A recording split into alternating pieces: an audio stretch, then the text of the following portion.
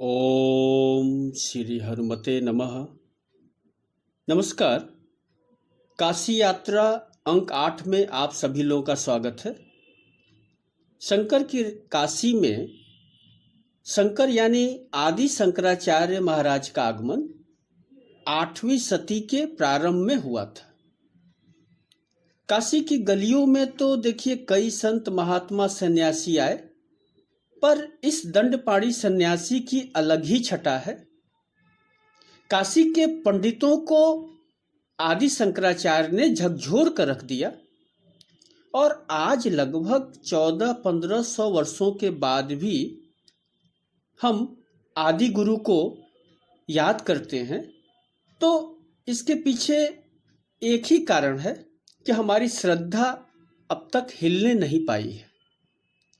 देखिए, जीवन में आनंद के लिए दो बातें आवश्यक होती हैं, दो बातों का होना आवश्यक है। एक निर्भयता, एक प्रसन्नता। निर्भयता सत्य से आती है और प्रसन्नता पवित्रता से। पवित्रता आती है प्रामाणिकता से, सुव्यवस्था से। यानी कि हम जितना प्रामाणिक होंगे उसी मात्रा में पवित्र होंगे, उसी मात्रा में प्रसन्न। फिर सत्य के जितने निकट होंगे निर्भयता बढ़ती जाएगी।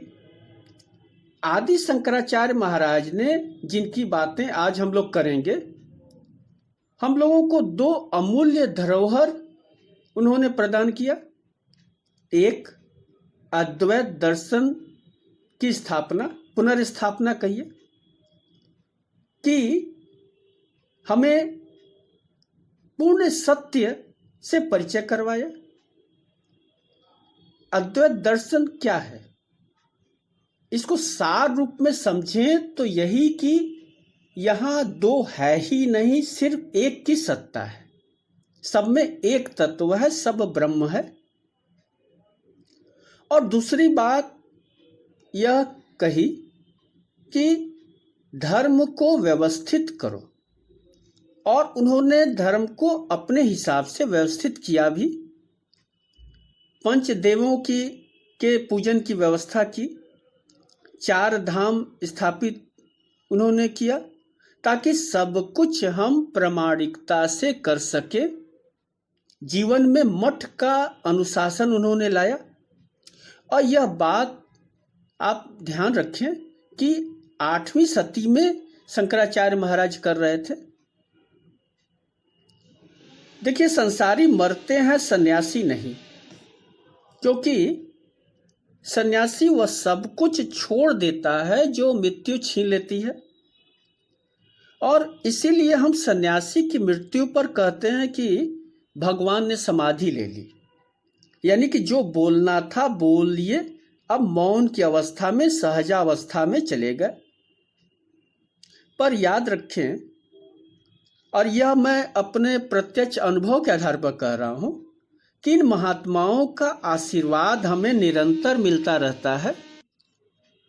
हमारी निर्भयता एवं पवित्रता इन गुरु चरणों की कृपा से ही बनी रहती है।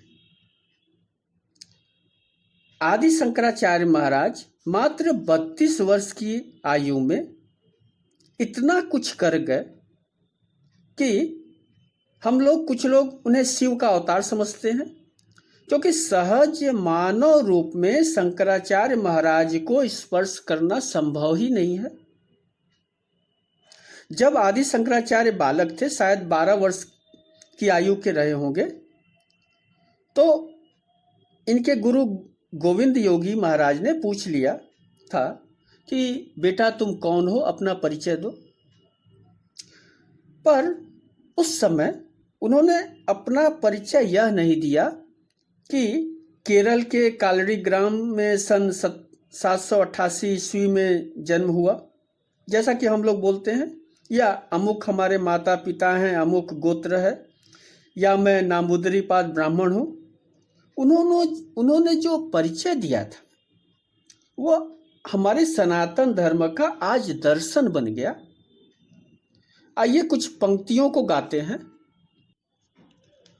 मनोबोध अहंकार चित्तानि नाहं न च श्रोत जीवे न च घ्राण नेत्रे न च व्योम भूमिर् न तेजो न वायु चिदानंदरूपः शिवोहम शिवोहम। आदि शंकराचार्य महाराज ने गुरु से कहा कि गुरुदेव, मैं न तो मन हूं, न बुद्धि, न अहंकार, न ही चित्त हूं।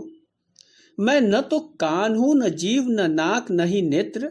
मैं न तो आकाश हूं, न धरती, न अग्नि, न ही वायु हूं। मैं तो सिर्फ शुद्ध चेतना हूं, अनादि अनंत शिव हूं। न मे द्वेष रागो न मे लोभ मोहौ मदौ नैव मे नैव मात्सर्य भावः न धर्मो न चार्थो न कामो न मोक्षः चिदानन्दरूपः शिवोहम शिवोहम। न मुझे घृणा है, न लगाव है, न मुझे लोभ है, न मोह है। मैं न अभिमान हूं, न ही ईर्ष्या। मैं धर्म अर्थ काम मोक्ष से परे हूं। मैं तो सिर्फ शुद्ध चेतना हूं। मैं शिव हूं। न पुण्यम न पापम न सौख्यम न दुखम न मंत्रो न तीर्थः न वेदा न यज्ञः अहं भोजनं नैव भोज्यं न भोक्ता चिदानन्दरूपः शिवोहम शिवोहम। मैं पुण्य पाप सुख दुख सबसे विलग हूँ। मैं न तो मंत्र हूँ, न तीर्थ हूँ, न ही ज्ञान हूँ, न ही यज्ञ हूँ। यही नहीं, मैं न तो भोजन हूँ, न भोग, न ही भोक्ता। मैं तो शुद्ध चेतना हूँ, आदि अनंत शिव हूँ।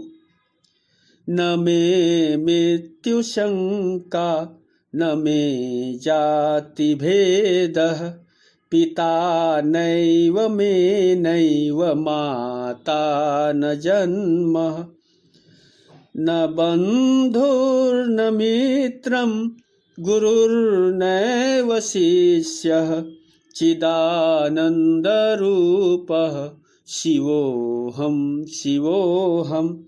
न मुझे मृत्यु की शंका है, न मैं किसी जाति का हूँ, न ही कोई पिता है, न माता, न ही मैं जन्मा हूँ। कोई मित्र, कोई गुरु, कोई शिष्य नहीं। मैं तो शुद्ध शुद्ध चेतना हूँ। मैं शिव हूँ। निवार षटकम में जहाँ से ये पद मैंने गाया, कुल 6 पद हैं। मैंने सिर्फ 4 का गायन किया। और देखिए, अद्भुत है निवार षटकम। अद्वैत दर्शन को आदि शंकराचार्य महाराज शिखर पर पहुंचा देते हैं। शुद्ध चेतना का अंतिम शिखर, जहां सब कुछ स्वीकार्य है, कोई भेद नहीं, कोई खंड नहीं, पूरा का पूरा पाया। कोई कारण भाव नहीं, सिर्फ एक ही चीज है कि सब में एक ही सत्ता है। और मैं ये टुकड़ों में, मैं खंड खंड रूप में हूं ही नहीं। मैं तो अभिन्न हूं। मैं तो शिव हूं। तो आज हम लोग आदि शंकराचार्य की बात करेंगे और खासकर काशी में उनके प्रवास के महत्व को जानेंगे। ऐसी मान्यता है कि आदि शंकराचार्य के गुरु गोविंद योगी ने उन्हें आदेश दिया था कि काशी जाकर ब्रह्मसूत्र पर भाष्य लिखो। आप शायद जानते हो, 3 सदग्रंथों को हम प्रस्थान त्रयी कहते हैं, वेद सार कहते हैं, वेदांत भी कहते हैं। ये 3 ग्रंथ हुए उपनिषद, श्री भगवद गीता एवं ब्रह्म सूत्र। उपनिषद तो वेदों के अंश ही हैं। आदि शंकराचार्य ने कुल 11 उपनिषदों पर भाष्य लिखे। भाष्य को मोटे तौर पर यह समझें कि सहज भाषा में सूत्रों का विश्लेषण। फिर श्रीमद् भागवत गीता पर भी उन्होंने भाष्य लिखा और गुरु का आदेश पाकर ब्रह्म सूत्र की व्याख्या काशी में आकर उन्होंने की। ब्रह्म सूत्र ग्रंथ भी देखिए अद्भुत है। इसकी रचना महर्षि बाद नारायण ने की। रचना काल तो अज्ञात है, पर अरण्यकों से चूंकि जुड़ा है तो कम से कम ईसा से 1000 वर्ष पूर्व का तो ठहरता है। और तब से लेकर आज तक यानी लगभग कम से कम 3000 वर्षों में कुछ मुट्ठी भर लोग ही प्रामाणिक रूप से ब्रह्मसूत्र पर भाष्य लिख पाए। आदि शंकराचार्य, रामानुजाचार्य, वल्लभाचार्य, निम्बाकारचार्य आदि महात्माओं के भाष्य को ही हम प्रमाणित मानते हैं। तो ब्रह्मसूत्र पर सर्वप्रथम भाष्य लिखने का गौरव आदि गुरु आदि शंकराचार्य महाराज को जाता है। यह ग्रंथ यानी ब्रह्मसूत्र ब्रह्म को जानने का प्रयत्न है। ब्रह्म का अर्थ दिया गया अपबृहणात ब्रह्म, यानी जो फैलता जाता है वही ब्रह्म है। अब जरा सोचिए कि 20वीं सदी में आकर आइंस्टीन ने और कुछ अन्य वैज्ञानिकों ने यह बताया कि ब्रह्मांड यूनिवर्स फैल रहा है। एक्सपेंडेड यूनिवर्स की थ्योरी हमें पिछली सदी में मिली, पर हजारों साल पहले हमारे मनुष्यों ने यह जान लिया कि ब्रह्म फैल रहा है। तो ब्रह्मसूत्र ग्रंथ अद्वितीय है। बहुत कम शब्दों में, कहीं कहीं पद में तो मात्र 2-3 शब्द मिलते हैं और बात खत्म। इसकी व्याख्या विद्वान जिंदगी भर करता रह जाता है। एक उदाहरण दूं, ग्रंथ की शुरुआत ही होती है अथातो ब्रह्म जिज्ञासा, यानी अब ब्रह्म की जिज्ञासा करते हैं।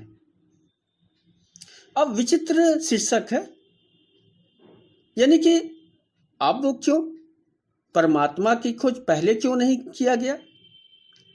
फिर तब क्या समस्या आई और अब कौन सी ऐसी अनुभूति आई? यानी कि यह ग्रंथ 2-2 शब्दों से, 3-3 शब्दों से इस तरह इसकी बनावट है कि विद्वान संस्कृत के आचार्य सुलझा नहीं पाते हैं। बहुत ही गूढ़ और रहस्यमय ग्रंथ है। और मजे की बात देखिए कि भारत के सनातन धर्म के सभी दर्शन, सभी परंपराएं इस ग्रंथ में अपना मूल खोज लेती हैं। प्रमाण के रूप में इसी ग्रंथ को सभी लोग देते हैं। तो सोचिए कि कितना विशाल इसका भाव है। और यह कहना अनुचित नहीं होगा कि आदि शंकराचार्य महाराज ने, उनके द्वारा भाष्य ने इस ग्रंथ को बचाए रखा और बल्कि हम लोग के बीच बोधगम्य भी बना गया। तो काशी में आदि शंकराचार्य भगवान ने ब्रह्मसूत्र का भाष्य दिया। फिर काशी में अपने प्रवास के दौरान उन्होंने अद्वैत सिद्धांत को प्रतिपादित किया, लेकिन यह सब कुछ ज्ञान के स्तर पर हो रहा था। काशी में गंगा तट पर एक ऐसी घटना घटी जिसने सनातन धर्म को मजबूत कर दिया। गंगा तट पर आदि शंकराचार्य का सामना एक चंडाल से होता है। उन्होंने शंकराचार्य का चरण स्पर्श करना चाहा। शंकराचार्य कुपित हो गए और बोले मार्ग छोड़ो। तो चंडाल ने कहा कि तुम अहम ब्रह्मास्मि कहना छोड़ दो। जब ब्रह्म एक है तो मुझ में और तुझ में क्या अंतर? आत्मा और परमात्मा जब एक है तो तुम्हारे देह को स्पर्श करने पर कौन अपवित्र हुआ, तुम या तुम्हारा देह का अभिमान? और अगर दोनों अलग हैं तो फिर अद्वैत दर्शन कहाँ रहा? और इसलिए ये एक सन्यासी को यह शोभा नहीं देता। माना जाता है कि स्वयं महादेव ने शंकराचार्य की परीक्षा ली थी और आत्मा का सच्चा दर्शन दिया था। फिर प्रेरणा पाकर आदि शंकराचार्य महाराज ने धर्म के लिए, धर्म प्रचार के लिए बड़े काम किए। अब सोचिए, मात्र 32 वर्ष की आयु पाकर भी 4 पीठों, ज्योतिषी पीठ बद्रीनाथ, गोवर्धन पीठ पुरी, शारदा पीठ द्वारिका और श्रृंगेरी पीठ मैसूर, जो आज भी विद्यमान है, की स्थापना की। और जहां हम सभी की इच्छा रहती है कि जीवन में कम से कम एक बार इन 4 धामों की यात्रा हम कर लें, तो आदि शंकराचार्य ने स्पष्टता के साथ, दृढ़ता के साथ अपने अद्वैत मत को रखा और संदेश दिया।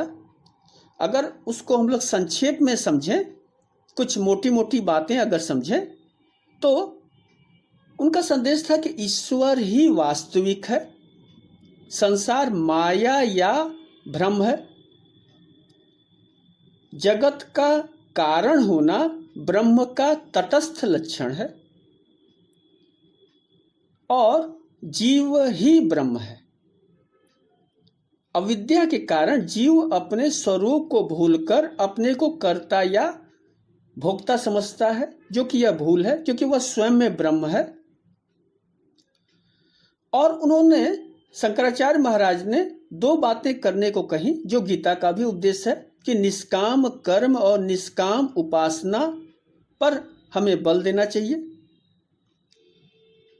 और इसी क्रम में संसार के चतुष्फलों धर्म, अर्थ, काम, मोक्ष की अपेक्षा उन्होंने ज्ञान को वास्तविक माना, क्योंकि ज्ञान, कर्म में ज्ञान की आवश्यकता है, धर्म में ज्ञान की आवश्यकता है, अर्थ में काम, माने सभी जो चतुष्फल है उसमें ज्ञान की वास्तविक आवश्यकता है।